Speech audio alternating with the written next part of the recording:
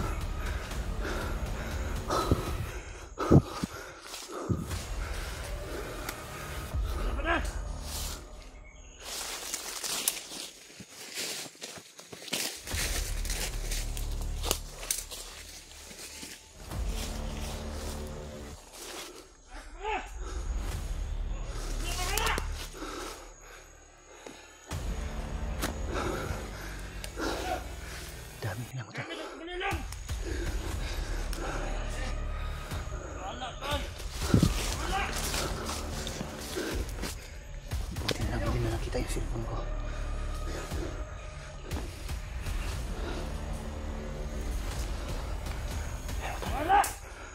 Yes, hindi na akong kita dito.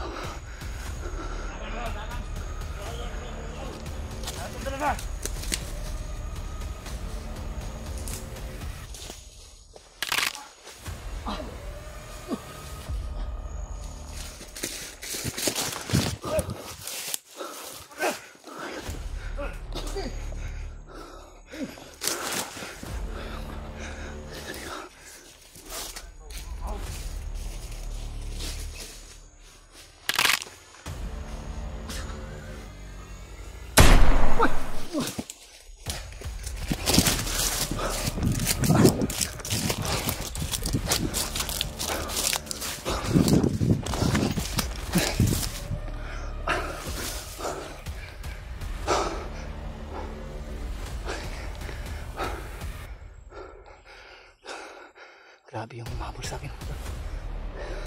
Sana ligtas si Julio at si Dimple. Daming palaban na kaabang nito. Sana makita ko na sila.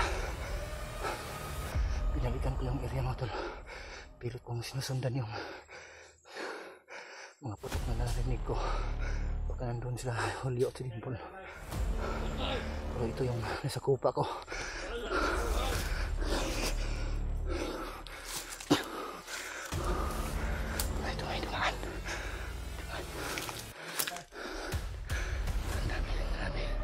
sumusunod pa rin sila sa akin.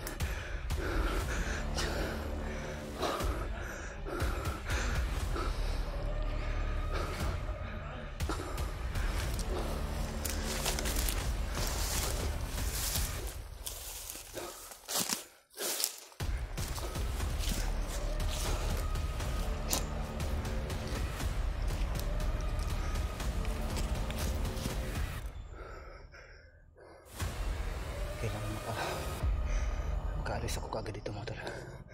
Grabe, dami palang mga nagkukuta dito. May mga narinig akong putukan dyan bandang mga tol. So, medyo distansya mula dito. Sisilipin ko lang mga tol. Baka nandito si Julio at si Dimple. Binalikan ko kasi yung area.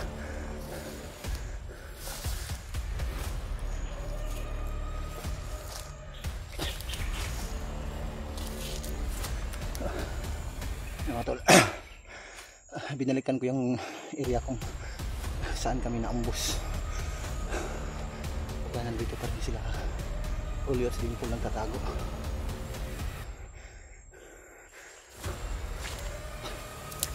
Kanina pa ako dito, hanggang ngayon hindi ko pa rin sila mahanap.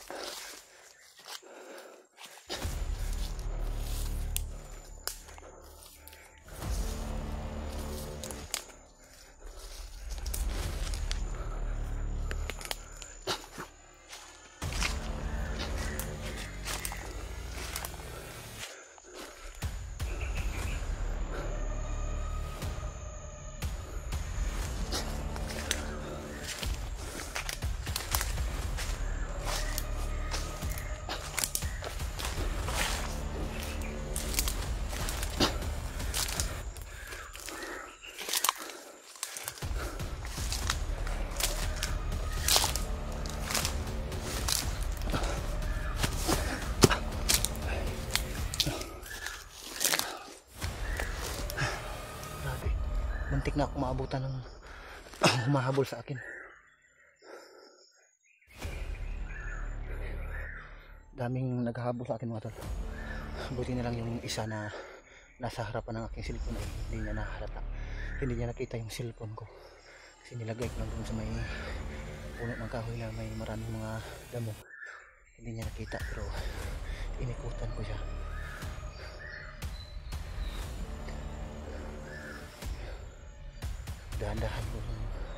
Dahan-dahan kong pinaslang yung humahabol sa akin. So sobrang dami nila, napatakbo pa rin ako mga tol. So hindi naman siguro masamang atras ako. Hindi natin kaya yung kalaban kasi sobrang dami yung mga kalaban. Pero pag may madaanan ako na kaya ko lang, pipilitin ko para makadaan lang ako mga tol. Grabe, kaninang umaga pa ako dito ikot-ikot. Hanggang ngayon hindi ko pa rin nakita si Brad Julio at si Dimple. Sana rin pa sila mga tol. Kahit delikado ang sitwasyon ko mga tol, kahit pagilid ako, pinipilit ko pa rin binalikan yung area ito kung saan kami naambos. Pero mula dun kanina sa tinakbuhan ko ay medyo nakalayo na ako ng kunti. Kasi hindi pwedeng magtagal ako doon yung area yun kung saan kami naambos dahil maraming mga nag-aabang ng mga bandido. Patuloy ko itong paglalakbay ko dito. Hahanapin ko pa rin yung mga kasama ko. Baka nandito lang si Dimple nagtatago. Sana si Dimple at si Julio ay nagsasama pa rin. Ang problema kung si Dimple lang, kung naiwan siya ni Brad Julio, delikado yun. Pero pipilitin ko mga tol na paalis sa area ito para ipagpatuloy na ang paghahanap ng aking mga kasama, lalong lalo na yung babae na asawa ni Dim, si Dimple. Sana ligtas ng dalawa ni Julio.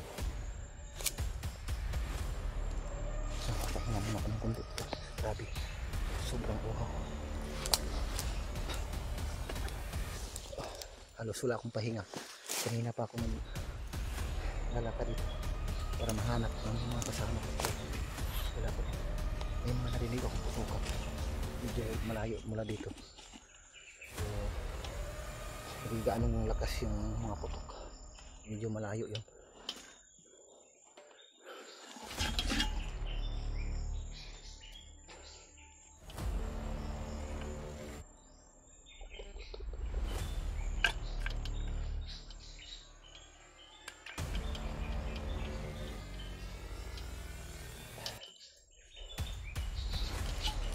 Ngayong araw na to, pipilitin ko na mahanap yung dalawa kong kasama na iwan, si Dimple at si Julio, dahil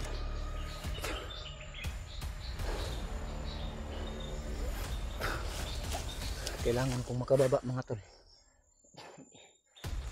dahil tumawag yung asawa ko na kailangan akong makauwi dahil sa kanyang kaarawan. Noong nakaraang linggo pa lang yun nagpaalala yung asawa ko. Tapos nakapag promise ako sa kanya na bababa talaga ako, pero may problema lang na kita na sana namin si Dimple. Yung problema na ambus kami, kaya tuloy nagkakahiwalay naman kami uli. Pero bago ako makalabas dito mga tol, ay kailangan ko talagang makita sila Dimple. Kung sakasakaling hindi ko man sila makita, patuloy talaga ako sa paglalakbay mga tol hanggat sa malabas ako dito, dahil ngayon sa pangako ko sa aking asawa. Nagkataon ngayon 28 na tayo ngayon mga tol, karawan ng aking asawa bukas. Sana ngayong gabi, mamayang gabi, sana kung hindi ko man makita yung dalawang kasama, dapat talaga ako makababa mga tol. Kasi isang bisis lang yun sa isang taon mangyayari ng buhay ng tao yung kaarawan. So baka magtampo yung misis ko sa akin na hindi ako makauwi. Sayang kung hindi sana kami naambus, kung hindi sana kami dumaan doon sa area na yun, ay hindi sana kami maambus. Masama ko sana si Dimple, makasabay siya sana sa amin ni Julio makababa yung araw na ito, o kaya nung kahapon pa lang. O kaso hindi natin alam yung hindi natin hawak yung oras natin dito. Kahit anong oras pwede tayo dito, madisgrasya. So pag paumanahin po mga tol, hindi naman namin sinasadya yung pagkakataon, hindi talagang nagipit lang kami. Kung hindi lang sana kami naambus, kasama sana si Dimple pagbaba ko. Pero hanggang narito pa ako mga tol sa area, pagsikapan ko talaga, hahanapin ko pa rin sila mga tol bago magabi. Pero kung hindi ko sila makita ngayong araw na ito, eh talagang bababa talaga ako mga tol. Kung hindi lang sana ako nakag-promise ng aking misis, pero mahirap yun, baka magtampo yung asawa ko sa akin. So mga tol, suyo po, abot na lang po sa aking mga kasama para malaman din nila yung sitwasyon ko. Pero after ng birthday ng aking asawa ay babalik na ako kaagad ito mga tol. So makababa ako, may malakas naman yung signal doon. Nag-iwan ako ng mensahe sa kanila na sa aking pagbalik ay sasalubungin ko sila kung bababa naman si Julio Dimple, kung sakaling makalabas sila dito.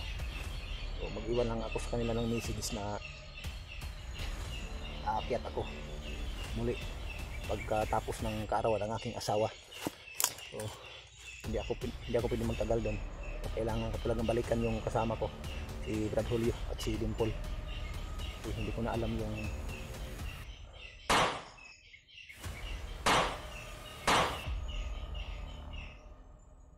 may narinig ako mga putukan dito mga tol.